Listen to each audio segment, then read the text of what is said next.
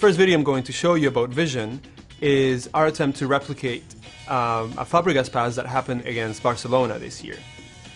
As you can see, there's some wedges around the defender who's in possession of the ball at the beginning of the video, and these wedges is what we're calling the vision map, and is the concept that we've created to try to create this behavior.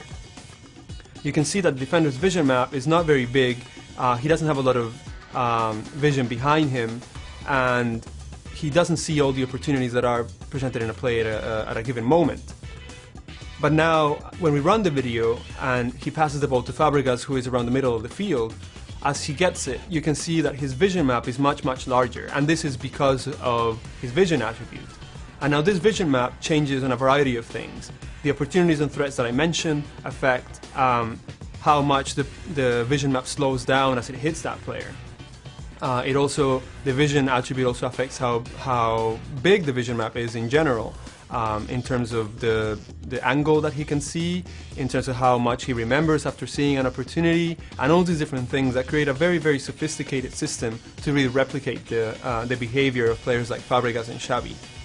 So you can see when Fabregas gets it and he's turning around, his wedges now already cover the opportunity that he's actually going to capitalize on, and that he actually did in the real life example. And this pass then creates this amazing opportunity to score.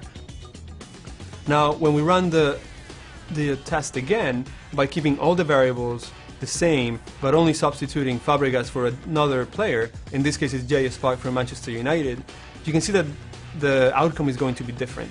The first defender is the same, his wedges are the same, he passes it to Park, and you can see that Park's vision map is much larger than the defender, but it's not quite as big as and encompassing as Fabregas. Because of this, as he turns, he's not yet ready to make that pass. He hasn't seen that opportunity yet up the field, so he's still considering other things, and eventually he does. You can see that the vision map eventually gets to that place of the field, but now it's too late. He takes 2 touches on the ball, as it takes time for him to see the whole play develop, and when he plays the pass, the defender is actually the one that ends up with the ball, because the attacker has now given up on it. And as you can see, it's a subtle difference, but it makes a world of difference when it comes to the outcome of a play, and that's what we're going to have in this year's game.